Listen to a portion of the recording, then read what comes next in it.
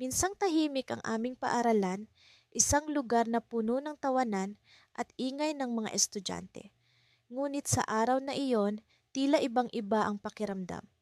Ako si Marco at kasama ko ang matalik kong kaibigan na si Lian. Pareho kaming nasa ikatlong taon ng high school at madalas kaming magtagpo sa banyo sa ikalawang palapag ng lumang gusali ng paaralan tuwing recess. Habang naglalakad kami patungo roon, napansin kong may kakaiba sa paligid. Ang pasilyo ay tila mas madilim kaysa dati at ang amoy ng antigong kahoy ay mas matapang. Hindi ko ito pinansin at nagpatuloy kami sa pag-uusap ni Lian tungkol sa nalalapit naming pagsusulit sa math. Pagdating namin sa banyo, agad kong binuksan ang ilaw, ngunit nagpatuloy ang kakaibang pakiramdam. Marco, parang may mali, bulong ni Lian habang nakatingin sa akin ng may pag-aalala. Hinawakan ko ang kanyang kamay at sinabing, "Wala to, baka pagod lang tayo."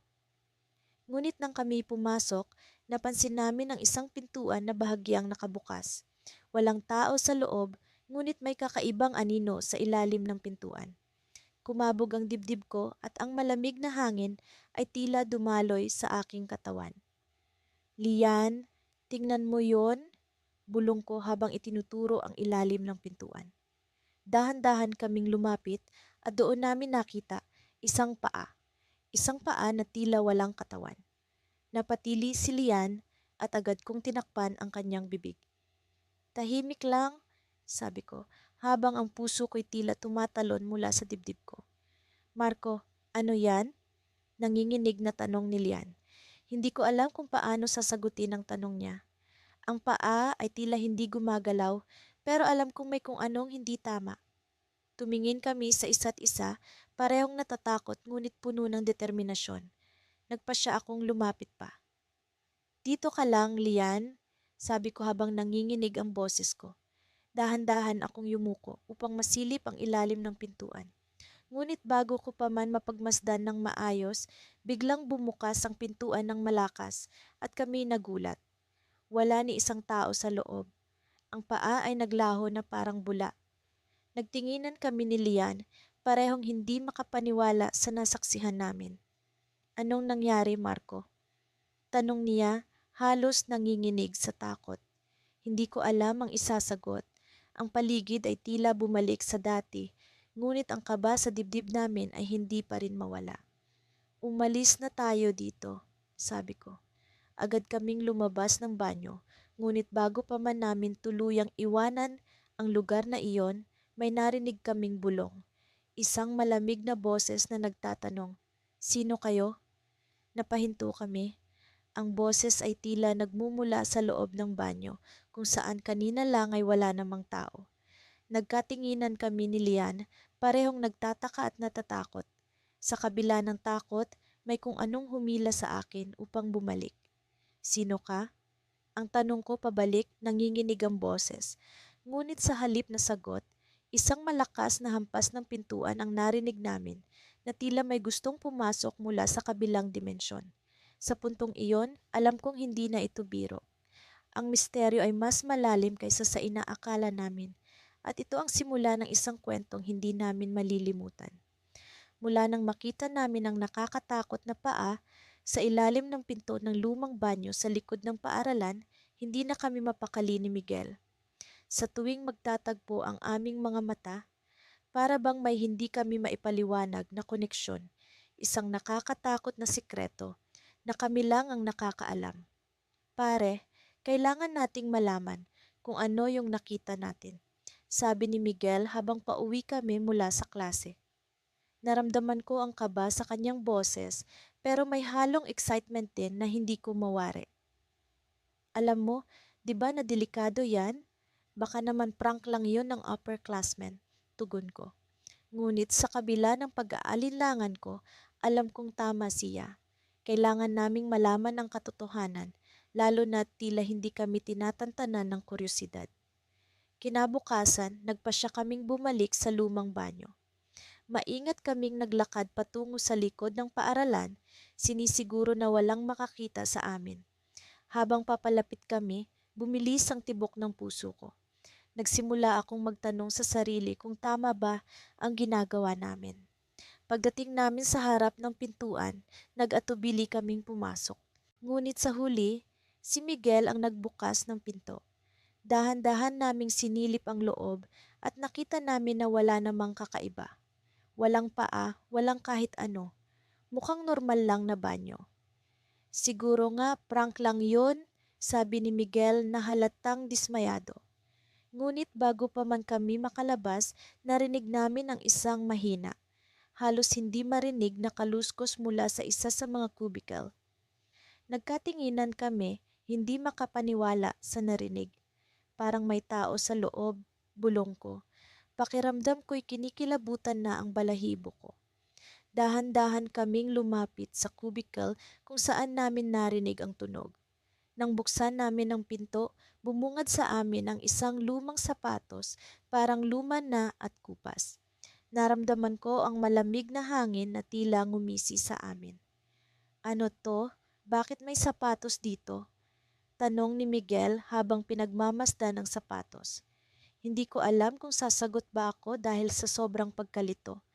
Maya-maya, biglang sumara ang pintuan ng cubicle na para bang may puwersang hindi namin nakikita. Napatigil kami sa aming kinatatayuan, hindi makapaniwala sa nangyayari. Miguel, anong nangyayari? Tanong ko, ang boses ko'y nanginginig na sa takot. Pare, hindi ko alam pero kailangan na nating umalis, sigaw ni Miguel. Agad kaming tumakbo palabas ng banyo, hindi na lumilingon pa.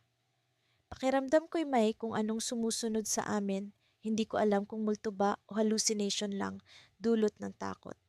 Nang makalabas kami sa banyo, pareho kaming hingal na hingal. Napatigil kami sa harap ng paaralan at nagkausap kami sa wakas. Pare, ano yon? Hindi ko na alam kung anong iisipin ko, sabi ni Miguel habang pinapahid ang pawis sa kanyang noo. Parang, parang may multo nga yata doon, sagot ko, hindi makapaniwala sa sariling mga salita. Ngunit sa kabila ng takot, may bahagi sa akin na gustong bumalik.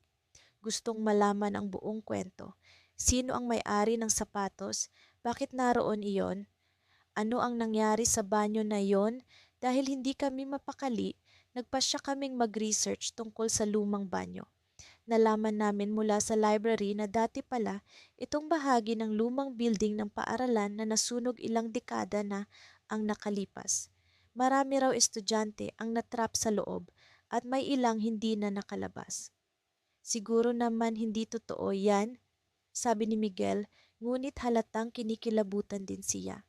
Ngunit hindi ko maiwasang isipin na baka isa sa mga natrap na estudyante ang nagpaparamdam sa amin.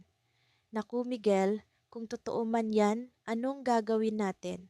Tanong ko. Hindi ako makahanap ng sagot, ngunit alam kong kailangan naming bumalik para magtanong-tanong pa. Sa huli, nagpasya kami ni Miguel na bumalik muli sa lumang banyo. Ngunit sa pagkakataong ito, may dala na kaming flashlight at cellphone para sa kahit anong emergency. Nang buksan namin ang pinto, bumungad sa amin ang isang kakaibang tanawin. Sa halip na karaniwang banyo, nakita namin ang isang lumang classroom puno ng mga estudyanteng nakatingin sa amin. Hindi ko alam kung paano nangyari ito, pero alam kong hindi normal ang nakikita namin. Sa gitna ng classroom, may isang estudyante na nakaupo sa sahig, may hawak na lumang sapatos, ang sapatos na nakita namin kanina. Pare, anong nangyayari? Tanong ni Miguel, ang kanyang boses ay paubos na sa takot. Nang magtama ang aming mga mata ng estudyante, naramdaman ko ang malamig na hangin na pumasok sa katawan ko. Kasabay ng pagkurap ko, bumalik kami sa banyo, ngunit wala na ang sapatos.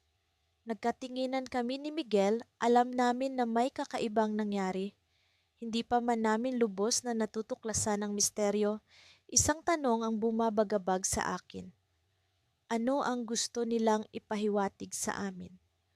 Ang malamlam na liwanag mula sa bintana ng silid-aralan ay tila nagbabadya ng paparating na unos habang kami ni Mia ay nakatayo sa harap ng pinto ng CR. Sa mga normal na araw, ang lugar na ito ay tila walang kakaibang bagay. Ngunit ngayon ay tila may kung anong misteryo ang nakapaligid dito. Ang mga orasan sa pasilyo ay nagpakita ng hating gabi at ang aming mga puso ay tumitibok sa kaba at takot habang unti-unti naming binuksan ang pinto. Ano nga ba ang nakita natin kanina, Aiden? Tanong ni Mia na sinusubukang pigilan ang panginginig ng kanyang boses. Hindi ko alam, Mia, pero kailangan nating malaman kung ano iyon. Sagot ko, kahit na sa loob-loob ko ay tila gusto ko na lang tumakbo palayo at kalimutan ang lahat. Sa pagpasok namin, ang malamig na hangin ay bumungad sa amin. Ang mga ilaw ay patay, ngunit may kakaibang liwanag na nagmumula sa isang sulok ng CR. Sa lugar na iyon, ang sahig ay tila mas madilim kaysa sa ibang bahagi at doon ko napansin ang konting galaw. Nagdadalawang isip akong lumapit, ngunit alam kong wala na kaming atrasan. Mia, tingnan mo ito, bulong ko habang itinuro ko ang direksyon ng liwanag. Lumapit kami ng sabay at sa bawat hakbang ay tila lumalakas ang kabog ng dibdib ko. Nang marating namin ang pinanggagalingan ng liwanag, nakita namin ang isang lumang libro na nakabukas sa sahig. Ang pahina ay puno ng mga larawan ng iba't ibang bahagi ng katawan ng tao at sa gitna nito ay ang larawan ng isang paa na tila pamilyar. Hindi kaya ito ang paa na nakita natin sa ilalim ng pinto? Tanong ni Mia, halos hindi makapaniwala sa kanyang nakikita. Bakit may ganito dito? Sino ang nag-iwan ng libro? Tanong ko pabalik habang pinilit kong basahin ang mga nakasulat sa paligid ng mga larawan. Sa ilalim ng bawat larawan ay mga pangalan, ngunit ang pangalan sa ilalim ng larawan ng paa ay burado. Sa likod ng libro ay may maliit na sulat kamay na mensahe. Ang mga nawawala ay bumabalik sa oras ng kadiliman. Biglang may narinig kaming kaluskos mula sa likod ng mga cubicle. Parang may dumaan na anino na ang bilis ay hindi pangkaraniwan. Hinanap namin ito, ngunit ang CR ay tila walang ibang tao kundi kami. Ang takot ay unti-unting bumabalot sa amin, ngunit kailangan naming malaman ang totoo. Mia, tingnan natin ang bawat cubicle. Baka may clue pa tayo na makita. Sabi ko, kahit na alam kong delikado ang gagawin namin. Isa-isa naming binuksan ang mga pinto ng cubicle. Ang una, pangalawa, at pangatlong cubicle ay walang laman. Ngunit nang buksan ko ang pang-apat na cubicle, bumungad sa akin ang isang lumang larawan. Sa larawan ay isang grupo ng estudyante, nakangiti at masaya, ngunit sa likod nila ay may isang anino na tila nakatayo na walang mukha. Hindi ba ito sina Tanong ni Mia habang tinitingnan ang larawan. Oo, silang mga estudyanteng nawala ilang dekada na ang nakararaan. Sagot ko, naalala ang kwento mula sa mga matatandang guro.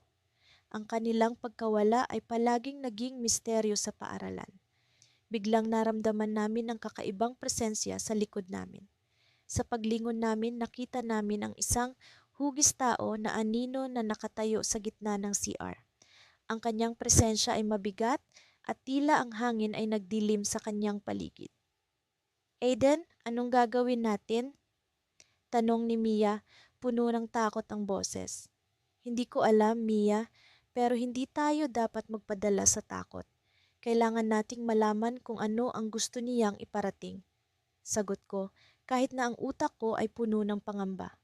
Sa kabila ng takot, naglakad kami palapit sa anino. Habang papalapit kami, ang anino ay unti-unting nagiging mas malinaw. Dito namin napansin ang mga mata nito, puno ng kalungkutan at hinanakit. Biglang, sa hindi inaasahang pagkakataon, ang anino ay nagsalita. Tulungan niyo ako. Ang boses nito ay malamig ngunit puno ng pagmamakaawa. Sa likod ng kanyang anyo, nakita namin ang isang pinto na hindi namin napansin kanina. Ang pinto ay tila lumang-luma na, halos natatakpan ng alikabok at agyo. Aiden, tingnan mo ang pinto na iyon. Hindi ba ito ang sinasabi sa libro? Tanong ni Mia na tila nakakita ng pag-asa sa kabila ng panganib. Oo, Mia, kailangan nating buksan ito. Baka ito ang susi sa misteryo ng mga estudyanteng nawala. Sagot ko, puno ng determinasyon. Habang kami ay papalapit sa pinto, naramdaman namin ang malamig na hangin na tila lumalakas, ngunit hindi kami nagpatinag. Sa pag-abot namin sa pinto, naramdaman ko ang isang kakaibang enerhiya. Ang pinto ay tila humihinga at ang bawat paghinga nito ay nagdudulot ng panginginig sa paligid. Pagkabukas namin ng pinto, isang liwanag ang bumungad sa amin na tila sumisipsip sa aming mga kaluluwa. Sa likod ng liwanag, narinig namin ang boses ng anino, puno ng pag-asa. Sa wakas, humim at tiis. Ngunit bago pa man namin mawari ang nangyayari, biglang nagbago ang paligid. Kami ay nasa ibang lugar, ibang panahon, at ang mga estudyanteng nawala ay nakatayo sa harap namin, ngumingiti at punong-puno ng saya. Ngunit sa kabila ng kanilang ngiti, ang isang bagay ay tila mali. Nang biglang magsalita ang isa sa kanila, ang kanyang boses ay puno ng pag-aalala. Kailangan niyo kaming tulungan. Ang aming oras ay nauubos. Kami ni Mia ay nagkatinginan, puno ng pagkamangha at tanong. Ano ang ibig sabihin ng kanilang mga salita at paano namin sila matutulungan? Sa kabila ng aming takot, alam namin na ang susunod naming hakbang ay maaaring magbago sa kapalaran ng lahat. Hindi ko maalis sa isip ang nakita namin ni Kay ng gabing iyon sa silid-aklatan ng paaralan. Ang mga paa sa ilalim ng pinto, ang mga kurot ng takot na bumalot sa amin, at ang malamig na hangin na tila dumadaloy sa bawat sulok ng silid. Hindi ko pa rin maintindihan kung bakit kami pumunta roon, bakit kami sumilay sa pintong iyon, at kung paano namin haharapin ang mga susunod na mangyayari. Kinabukasan, nagkakilala kami ni Kay sa kainan ng paaralan. May kakaibang tensyon sa pagitan namin na para bang may lihim na pumapagitna sa aming dalawa. Nagpasya kaming muling bumalik sa silid-aklatan nang matapos ang klase. Nais naming malaman kung ano talaga ang nasa likod ng pintong iyon. Pagdating namin sa silid-aklatan, tila normal ang lahat. Walang tanda ng kakaibang pangyayari at ang mga estudyante ay abala sa kanilang pag-aaral. Ngunit kami ni Kai, may pakiramdam kami na may kung anong mangyayari. Pumasok kami sa loob at naghanap ng lugar kung saan kami makakaupo. Hindi namin mapigilang tingnan ang pinto sa dulo ng silid na parang umaakit sa amin na bumalik. Habang nakaupo kami, pinasok kami ng alaala ng nakaraang gabi. Ang mga paa, ang mga hakbang, ang malamig na hangin. Hindi ko maipaliwanag kung bakit, pero parang may tumatawag sa amin mula sa kabila ng pinto. Nang magdesisyon kami ni Kay na muling bumangon at lumapit sa pinto, naramdaman ko ang pagbilis ng tibok ng puso ko. Naroon na naman ang mga paa, parehong patay na nakatayo sa ilalim ng pinto. Ano ang gagawin natin? Tanong ni Kay, halatang nababalot ng takot at kaba. Napatingin ako sa kanyang mga mata na puno ng tanong at pangamba. Wala akong sagot. Wala akong ideya kung ano ang dapat gawin. Pero naramdaman ko ang pagnanais na malaman ang katotohanan. Hinawakan ko ang knob ng pinto, dahan-dahan itong iniikot at unti-unting bumukas ang pinto. Sa loob, nakita namin ang isang maliit na kwarto, puno ng mga lumang libro at papel. Sa gitna may isang mesa at upuan na tila matagal nang hindi nagamit. Ngunit ang pinakamahalaga, sa likod ng mesa, naroon ang isang lumang salamin na bumabalot sa dingding. Sa salamin, nakita namin ang refleksyon ng isang batang babae, nakatayo, nakatingin sa amin. Ang kanyang mga mata ay puno ng lungkot at ang kanyang mukha tila nagpapahayag ng isang kwento na hindi namin nauunawaan. Hindi ko alam kung bakit, pero naramdaman kong kailangan kong lapitan siya. Lumapit ako sa salamin at nang tawagin ko ang kanyang pangalan, narinig ko ang kanyang boses, mahina ngunit malinaw. Tulungan ninyo ako, sabi niya, puno ng pagmamakaawa. Paglingon ko kay Kai, nakita ko ang kanyang pagkagulat. Ano ang ibig sabihin nito? Tanong niya, halos pabulong. Hindi ko pa rin alam. Ngunit naramdaman ko ang bigat ng responsibilidad. Kailangang malaman namin ang kwento niya, ang dahilan ng kanyang paglitaw, ang misteryo sa likod ng kanyang pagkatao. Lumapit kami sa mesa at doon namin natagpuan ang isang lumang notebook puno ng mga sulat at kwento ng batang babae. Nang binuksan namin ang notebook, nakita namin ang mga kwento ng kanyang buhay, ang kanyang mga pangarap, ang kanyang mga pagdurusa. Isa siyang estudyante na nawala sa paaralan, ilang taon na ang nakakaraan. Walang nakakaalam kung ano ang nangyari sa kanya. Ngunit narito siya, nagmamakaawa sa amin na malaman ang kanyang kwento. Habang binabasa namin ang mga pahina, naramdaman namin ang kanyang presensya. Ang kanyang mga kwento ay tila bumabalot sa amin. Pinaparamdam ang kanyang sakit at pagdurusa. Nalaman namin na siya ay biktima ng isang mapanlinlang na sistema. Isang sistema na hindi siya pinapansin at hindi siya binibigyan ng katarungan. Ngunit bago pa namin maunawaan ang lahat, narinig namin ang pagkalabog mula sa labas ng pinto. Isang tunog na tila bumabalik sa amin sa realidad na nagpaalala sa amin ng panganib na naroon. Nagsimulang bumukas ang pinto at ang malamig na hangin ay muling pumasok sa kwarto. Kailangan nating umalis, sabi ni Kay, may kaba sa kanyang boses. Ngunit bago kami makalabas, naramdaman ko ang kamay ni Kay na hinawakan ako. Tingnan mo, sabi niya sabay turo sa salamin. Sa kabila ng salamin, nakita namin ang batang babae, nakangiti, puno ng pasasalamat, na para bang sa wakas ay natagpuan na niya ang kanyang kalayaan. Ngunit bago kami makalabas, ang pinto'y muling bumukas at sa kabila nito, nakita namin ang isang figura na puno ng galit at puot. Hindi ko alam kung paano kami makakatakas pero naramdaman ko ang takot na bumalot sa amin. Ang figura'y papalapit at sa kanyang mga mata nakita namin ang isang kwento na mas madilim pa sa aming inaasahan. Hindi pa tapos ang kwento, alam kong may susunod pang kabanata. Ngunit sa sandaling iyon, alam kong kailangan naming malaman ang katotohanan kahit na ano pang mangyari. Ako si Miguel at sa kabila ng malamig na simoy ng hangin na pumapasok sa mga bintana ng silid-aralan, hindi ko maiwasang manginig sa takot tuwing naaalala ko ang nangyari sa amin ni Carlo. Isang linggo na ang nakalipas mula nang makita namin ang misteryosong paa sa ilalim ng pinto ng lumang silid-aklatan ng aming paaralan. Simula noon, tila may mga kakaibang pangyayari sa paligid namin na hindi namin maipaliwanag. Miguel, sigurado ka bang gusto mong bumalik doon? Tanong ni Carlo habang naglalakad kami papunta sa silid-aklatan. Namumuo ang kaba sa dibdib ko, pero alam kong kailangan naming malaman ang katotohanan. Hindi na kami makapagtimpi sa mga lumalaganap na kwento tungkol sa multong gumagala sa paaralan tuwing hating gabi. Pagdating namin sa harap ng silid-aklatan, bumungad sa amin ang pamilyar na kalumaan ng pinto. Masangsang ang amoy ng lumang kahoy at parang may kaningningan sa paligid nito na hindi ko maipaliwanag. Huminga ako ng malalim at tiningnan si Carlo. Pareho kaming nagkasundo gamit lamang ang aming mga mata. Itutuloy namin ito.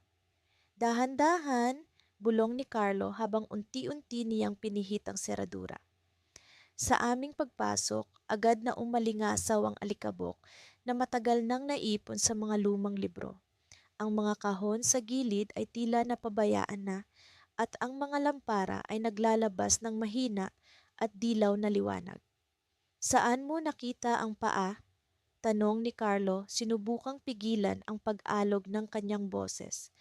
Tinuro ko ang sulok ng silid kung saan may maliit na pinto na malapit sa sahig.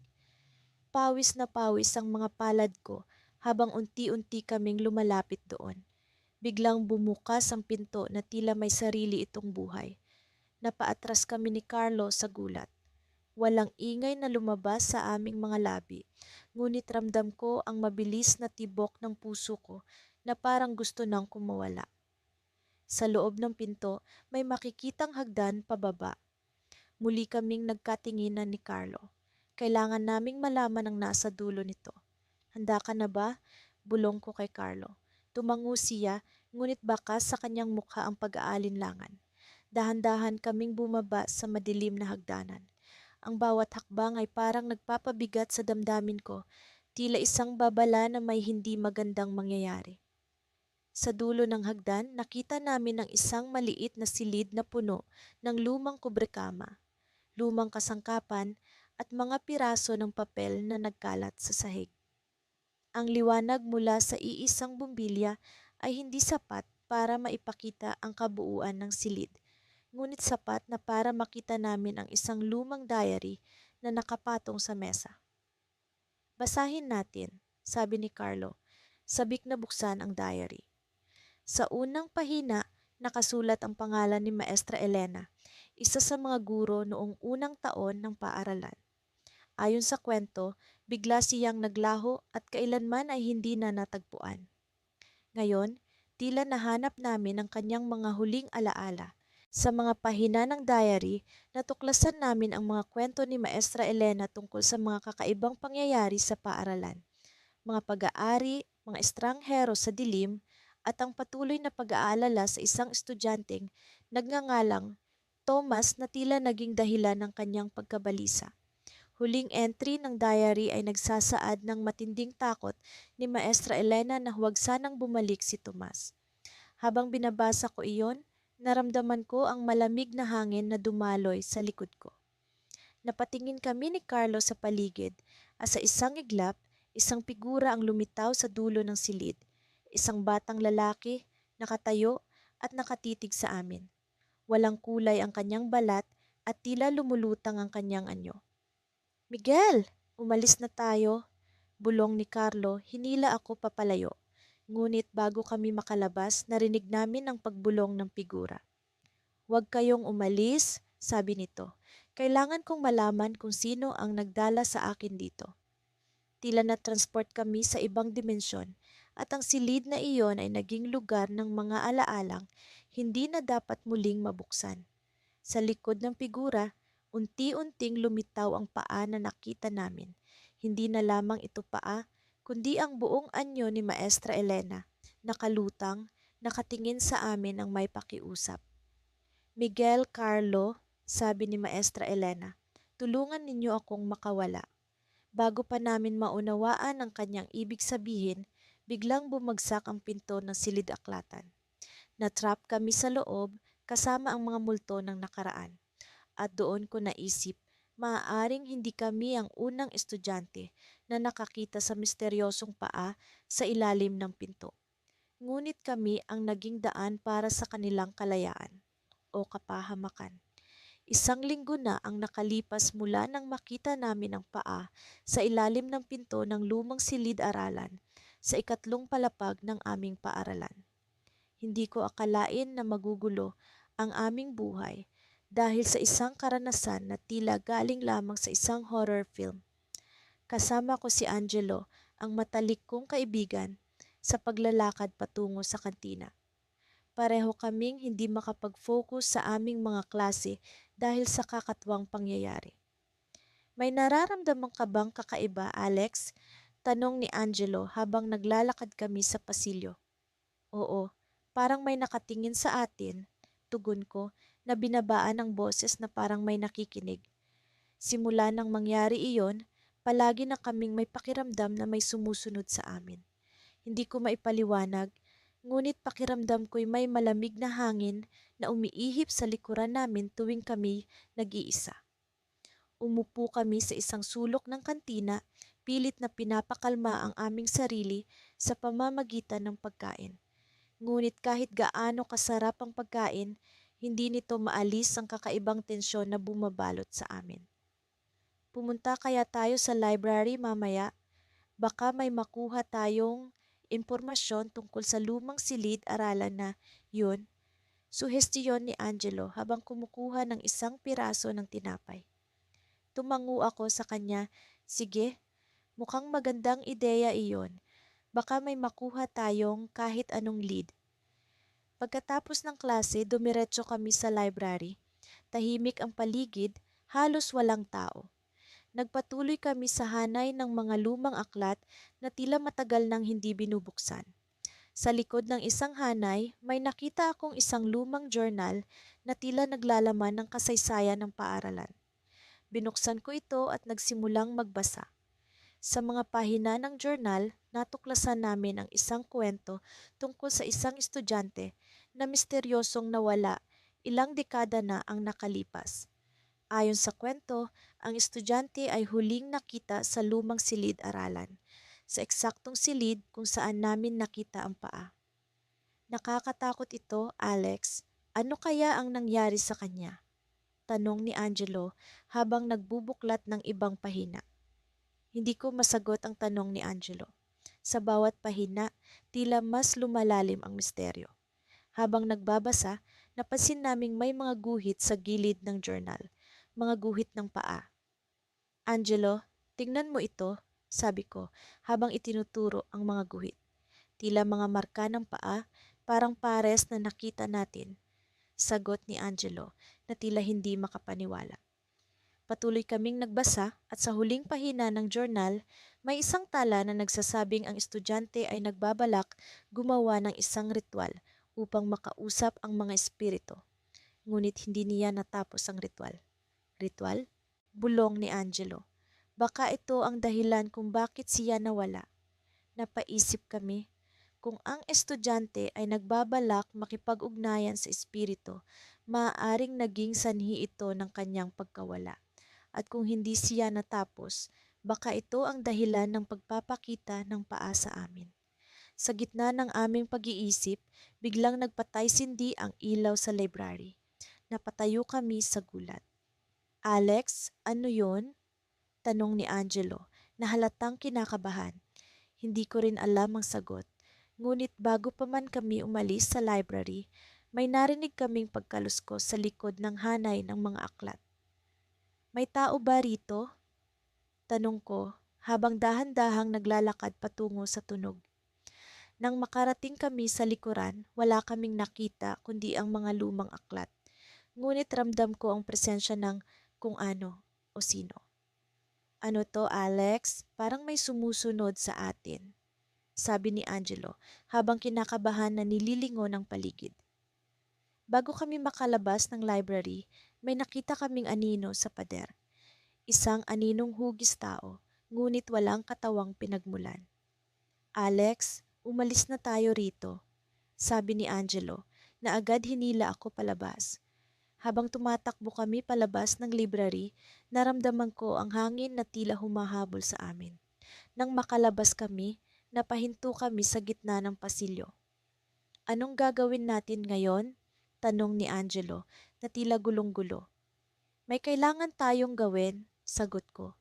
Kailangan nating malaman kung paano natin mapapahinto ang pagpapakita ng paa. Bago pa man kami makapagplano, may narinig kaming boses mula sa likuran. Isang pamilyar na boses, ngunit hindi ko maalala kung saan ko narinig. Sa paglingon namin walang tao, ngunit ang boses ay patuloy na umuulit, na tila isang bulong. Angelo, kailangan nating bumalik sa lumang silid-aralan, sabi ko habang hawak ang journal. Ngayon na? Tanong ni Angelo, na halatang hindi sigurado. Tumango ako. Oo, ngayon na. Baka may natitirang sagot sa silid na yon. Habang papalapit kami sa lumang silid-aralan, nararamdaman ko ang malamig na hangin na bumabalot sa amin. Sa pagpasok namin, muling bumukas ang pinto ng kusa. Sa loob, isang bagay ang nakita namin, isang kahon sa gitna ng sahig. Sa paglapit namin, naririnig ko ang bulong ng boses na nagiging mas malinaw. Sa pagbukas ko ng kahon, nakita ko ang isang lumang papel na may nakasulat na pangalan ng estudyante. At sa isang iglap, naramdaman ko ang presensya na tila humihingi ng tulong. Ngunit bago pa man kami makakilos, ang pinto ay muling nagsara at ang paa ay muling nagpakita. Ngunit ngayon may kasamang anino. Hindi ko alam kung paano, ngunit alam kong may kailangan kaming gawin para matapos ang kwento ng estudyanteng nawala. Ngunit paano?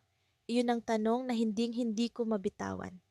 Hindi ko maalis ang kaba sa aking dibdib habang papalapit kami ni Miguel sa lumang gusali ng aming paaralan.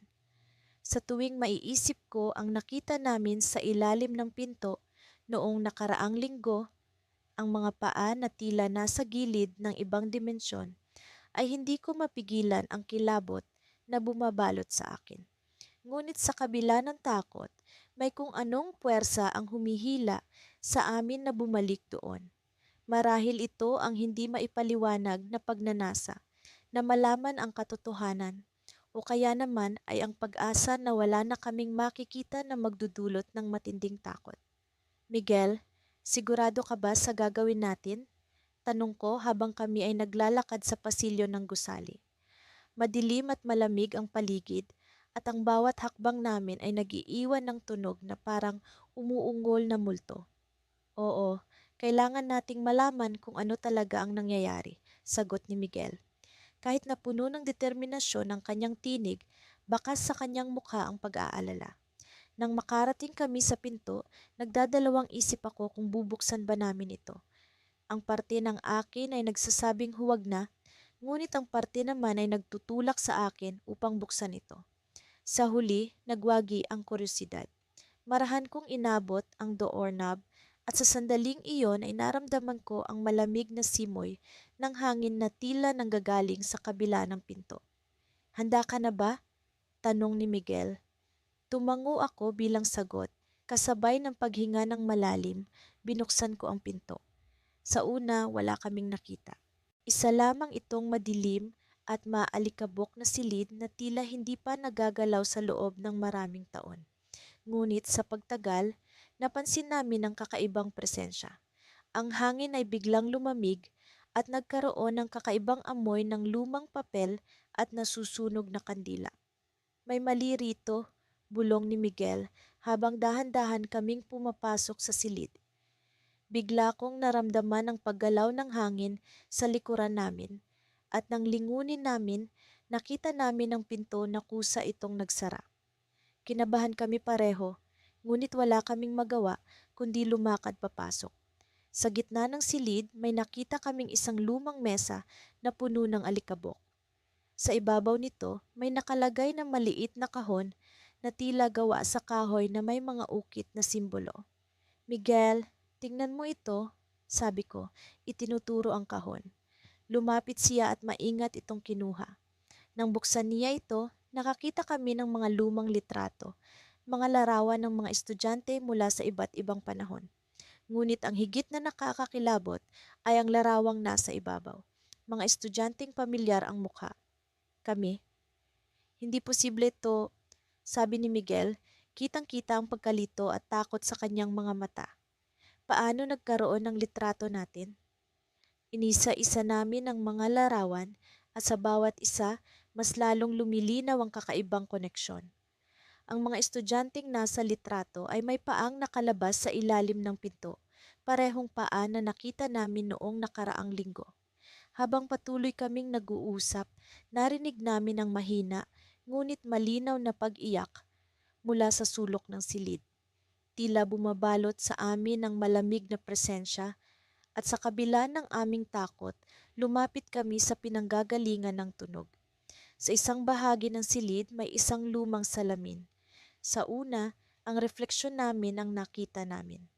Ngunit sa isang iglap, nagbago ang imahe. Mga estudyanteng nasa litrato, nakatingin sa amin na parang nagmamakaawa. Miguel, hindi ko na kaya, sabi ko, habang unti-unting bumabalot sa akin ang takot. Ngunit bago pa kami makalabas, biglang nag-iba ang lahat. Ang buong silid ay tila lumabo at kami ay natagpuan sa gitna ng isang kakaibang espasyo. Wala kaming makita kundi ang sarili namin. Biglang nagpakita sa harapan namin ang isang figura, isang estudyanteng babae na may suot na lumang uniforme. Ang kanyang mga mata ay puno ng lungkot, ngunit sa likod nito ay may nakatagong intensyon.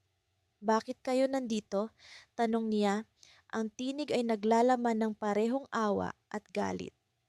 Hindi namin alam, gusto lang naming malaman kung ano ang nangyayari, sagot ni Miguel.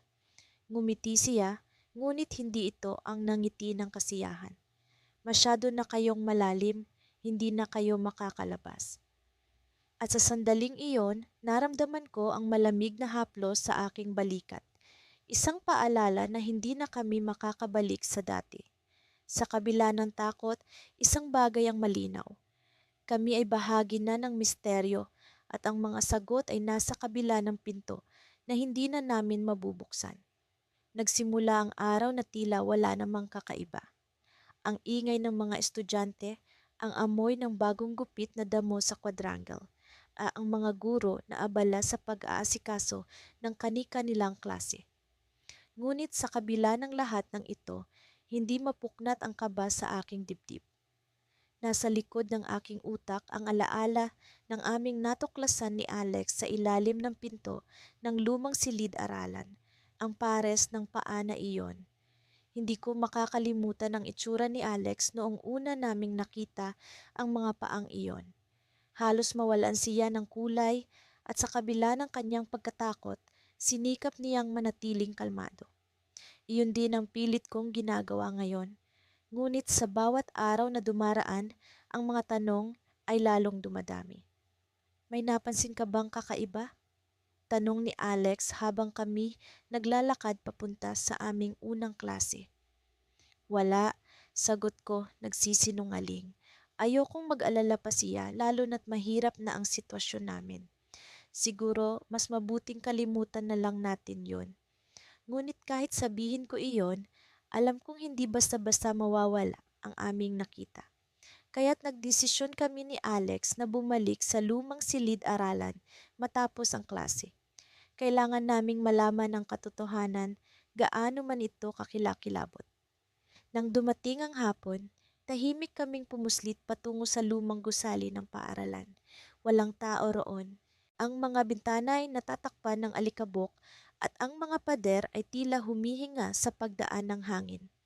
Nang makarating kami sa pinto ng silid-aralan, huminga ako ng malalim.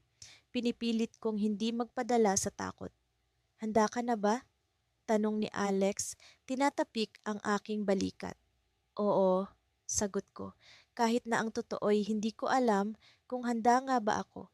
Dahan-dahan naming binuksan ang pinto. Walang ilaw sa loob, kaya't ang liwanag mula sa labas ang tanging nagbibigay ng anino sa paligid. Ang silid ay puno ng mga lumang mesa at silya, tila mga multo ng nakaraan.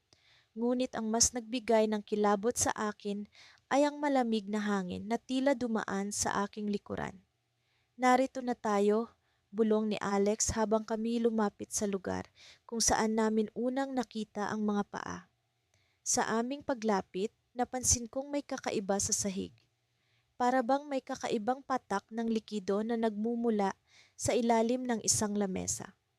Agad akong yumuko upang tingnan ito at doon ko nakita ang isang piraso ng papel na tila may sulat. Alex, tingnan mo ito, sabi ko habang pinulot ang papel. Binasa namin ang nakasulat. Ang mensahe ay tila isang babala, ngunit hindi malinaw ang ibang bahagi dahil sa mancha ng likido. Ang tanging naiintindihan namin ay huwag kayong ang pinto panganib. Anong ibig sabihin nito? Tanong ni Alex, bakas ang takot sa kanyang boses. Hindi ko alam ang isasagot. Ngunit bago pa man kami makapag-isip ng husto, narinig namin ang isang kaluskos mula sa kabila ng silid, para bang may ibang tao sa loob. Agad kaming napalingon at nakita namin ang isang anino sa sulok. Nagdilim ang paligid habang unti-unting lumalapit ang anino sa amin. Sa puntong iyon, hindi ko na alam kung ano ang uunahin, ang takot o ang pag-usisa. Ngunit isa lang ang sigurado, kailangan naming umalis. Nagmamadali kaming lumabas ng silid, hinahabol ng aninong tila hindi sumusuko sa paglapit. Habang patakbo kaming lumalabas ng gusali, biglang naramdaman ko ang malamig na kamay na humawak sa aking braso. Nang lingunin ko ito, wala akong nakita kundi ang malamig na hangin. Ngunit ang pagkakahawak ay malinaw na naroon, tila isang babala. Sa wakas nakalabas kami ng gusali. Habol ang hininga, nagpalitan kami ng tingin ni Alex, parehong nagtatanong kung totoo nga bang nangyari ang lahat ng iyon. Ngunit bago pa man namin maproseso ang mga nangyari, biglang tumunog ang aming mga telepono. Isang mensahe mula sa hindi kilalang numero. Bumalik kayo, hindi pa ito tapos. Nagtama ang aming mga mata ni Alex, pareho kaming hindi makapaniwala sa aming nabasa. Sino ang nagpadala ng mensahe at bakit gusto nila kaming bumalik? Hindi ko alam kung ano pa ang susunod na mangyayari. Ngunit isang bagay ang malinaw, hindi pa ito tapos. Hindi pa tapos ang misteryo at hindi pa tapos ang aming kwento. Sa paglipas ng mga araw, patuloy kaming binabagabag ng mga tanong ukol sa misteryo ng paa sa ilalim ng pinto. Hindi kami nagpatinag sa takot, bagkus ay mas lalo kaming naging determinado ni Miguel na alamin ang buong katotohanan. Sa bawat hakbang, dama ko ang kilabot na bumabalot sa aming paligid, ngunit alam kong hindi kami maaaring umatras. Isang umaga, habang naglalakad kami papunta sa silid-aralan, napansin ko ang kakaibang sigla sa paligid. Makulimlim ang langit at tila ba nagbabadya ang ulan. Ang hangin ay may dalang malamig na pahiwatig na para bang may nais itong iparating. Nasa gitna ako ng pag-iisip nang biglang hinila ni Miguel ang aking braso. May bagong balita, bulong niya sa akin. Nakita ulit ang paa. Agad kong naramdaman ang kilabot sa kanyang tinig. Hindi ito ang unang pagkakataon na may nakakita sa misteryosong paa, ngunit ang ideya na ito ay muling nagpakita ay nagdala ng kakaibang kaba sa aking dibdib. Nagmadali kaming pumunta sa silid-aklatan kung saan nagkumpulan ng ilang estudyante at guro na nag-uusap-usap. Sigurado ka bang nakita mo ito? Tanong ng isa sa mga guro sa estudyanteng nakakita. Opo, ma'am. Hindi po ako nagbibiro, sagot ng estudyante. Halatang takot at gulat pa rin. Dumaan po ako sa harap ng lumang silid ng mga guro at doon ko po nakita. Nagkatinginan kami ni Miguel. Ang lumang silid ng mga guro ay matagal nang hindi ginagamit dahil sa mga kwento ng kababalaghan na bumabalot dito. Ito raw ay dating opisina ng isang guro na biglaang nawala at mula noon ay nagsimula ang mga kwento ukol sa mga kakaibang pangyayari. Habang nag-uusap ang mga tao sa paligid, narinig namin ang usap-usapan tungkol sa isang bagong guro na kakarating lamang. Si Ma'am Reyes, isang guro na kilala sa kanyang interes sa paranormal. Agad kaming nagka-interes ni Miguel na makilala siya, sapagkat maaaring siya ang susi sa mga sagot na hinahanap namin. Sa aming klase, hindi namin mapigilan ang pag-usisa kay Ma'am Reyes. Siya ay magiliw at tila ba may kakaibang aura na nakakaakit. Sa kanyang pagtuturo, madalas niyang banggitin ang mga bagay ukol sa hindi pangkaraniwang mga pangyayari na lalo pang nagpasidhi sa aming kuryosidad. Nang matapos ang klase, hindi na kami nag-aksaya ng panahon. Nilapitan namin siya at nagtanong ukol sa misteryo ng paa. Nagulat kami nang malaman na may alam siya ukol dito. Ah, ang kwento ng paa, sabi niya, na para bang hindi na siya nagulat sa aming tanong. Matagal na iyang usap-usapan dito. Maraming beses na itong nakita, ngunit walang makapagpaliwanag. Nagpatuloy siya sa pagsasalaysay at sa bawat salitang lumalabas sa kanyang bibig, lalo kaming nalulubog sa misteryo ng kwento. Ayon sa kanya, ang paa ay maaaring bahagi ng isang kaluluwang hindi matahimik, isang multo na naglalakbay sa pagitan ng realidad at nakaraan. Pero bakit? Tanong ni Miguel. Ano ang hinahanap nito? Ngumiti si Ma'am Reyes, ang kanyang mga mata ay tila ba naglalambingan sa misteryo. Ang kasagutan ay nasa inyong mga kamay. Kayo ang makakahanap ng sagot. Nagulat kami sa sinabi niya. Hindi namin nakalain na kami pala ang may kakayahan upang lutasin ang misteryo. Ngunit paano? Bago kami umalis, binigyan kami ni Ma'am Reyes ng isang lumang aklat. Basahin ninyo ito, sabi niya. Maaaring dito ninyo makita ang mga sagot. Sa pag-uwi namin, hindi pa rin kami makapaniwala sa mga nangyari. Dala namin ang aklat puno ng pag-asa na dito namin matutuklasan ang kasagutan. Nang buksan namin ang libro, bumunga din sa amin ang mga kwento ng iba't ibang kababalaghan na naganap sa paaralan. Isa sa mga kwento ay ukol sa isang guro na naglaho na lamang bigla at ang kanyang kaluluwa ay patuloy na naglalakbay sa paaralan, hinahanap ang hustisya. Habang binabasa ko ang kwento, may napansin akong kakaiba. Ang guro na nawawala ay may kaparehong apelyido sa isa sa mga estudyanteng nakakakita ng paa. Hindi ko alam kung ano ang kahulugan nito, ngunit naramdaman kong may koneksyon. Nang mapansin ito ni Miguel, nagkatinginan kami. Kailangan nating alamin kung sino ang estudyanteng iyon, sabi niya, puno ng determinasyon. At sa sandaling iyon, biglang bumukas ang pinto ng silid kung saan kami nagbabasa. Bumungad sa amin ang isang malamig na hangin at sa ilalim ng pinto muling lumitaw ang paa na tila ba may nais ipahatid. Agad na nawala ang paa, ngunit naiwan kami ni Miguel na may mas matinding tanong kaysa sa dati. Ano ang koneksyon ng guro sa estudyanteng iyon? At bakit tila ba kami ang tinuturo ng paa na ito? Ang mga sagot ay tila ba nasa likod lamang ng pito at kami ni Miguel ay handang buksan ito, gaano man kadilim ang daan patungo sa katotohanan. Sa wakas, narating namin ni Miguel ang desisyon na hindi na kami makapaghintay pa. Ang misteryo sa lumang silid-aralan sa likod ng lumang gusali ay hindi na mapigilan ng simpleng takot. Ang mga gabi ng pagkabahala at pag-aalala ay tila nagbunga ng matinding pagkamausisa na hindi namin kayang labanan.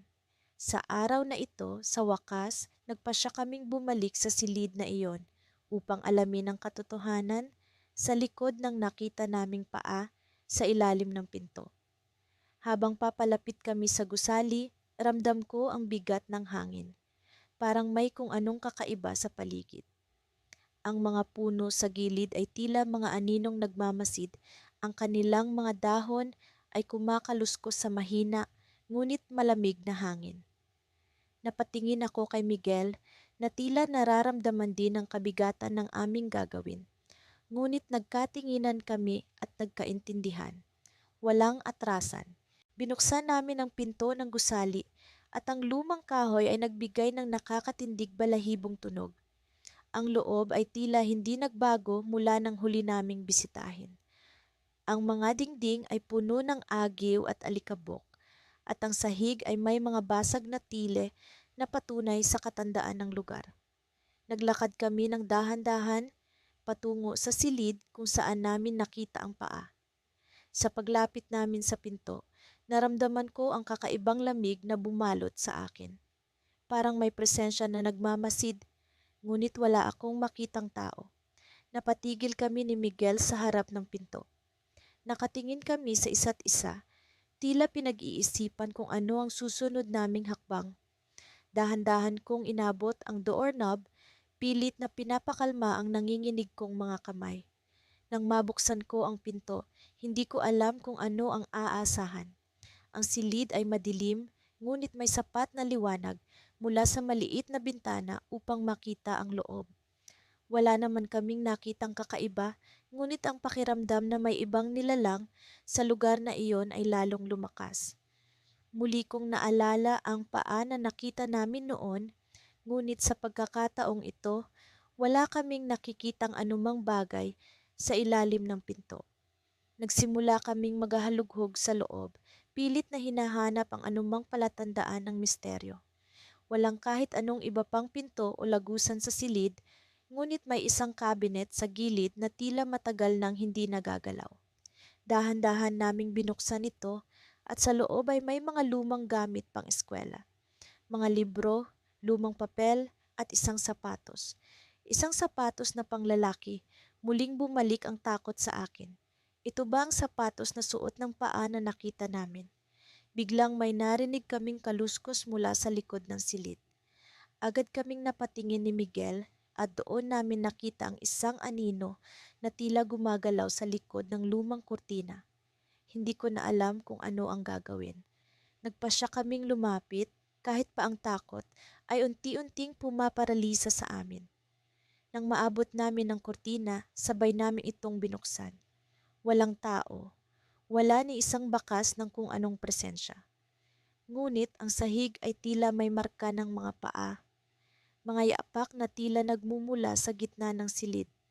Sinundan namin ito at sa gitna ay may isang maliit na kahon. Naghuramentado ang puso ko sa kaba habang dahan-dahan kong binubuksan ang kahon. Sa loob, isang lumang sulat ang nakalagay at sa ilalim nito ay may larawan ng isang lalaking estudyante. Binasa namin ang sulat at doon namin natuklasan ang kwento ng isang estudyanteng nawala sa paaralan maraming taon na ang nakalipas. Siya ay nawala sa parehong silid na ito at ang sapatos na nakita namin ay siya palang pagmamay-ari ng lalaking nasa larawan. Biglang bumalik sa akin ang alaala ng mga kwento mula sa matatanda tungkol sa isang estudyanteng hindi na natagpuan. Si Miguel ay tila nawalan ng kulay sa mukha at ang malamig na hangin ay parang bumalot sa amin ng mas mahigpit. Habang nakatayo kami sa gitna ng silid, naramdaman namin ang paggalaw ng hangin at ang pinto ay biglang bumukas. Sa likod ng pinto, isang anino ang lumitaw. Hindi ito ang anino ng isang tao, ngunit isang anino na tila isang pahiwatig ng kung ano ang tunay na nangyari sa estudyante. Hindi ko alam kung ano ang susunod na mangyayari, ngunit alam kong may iba pang puwersa sa lugar na iyon. Ang misteryo ng paa, ng estudyante at ng silid na iyon ay tila hindi pa tapos. At sa harap namin, sa likod ng pinto, isang bagong tanong ang lumitaw. Ano nga ba ang tunay na lihim sa likod ng pinto?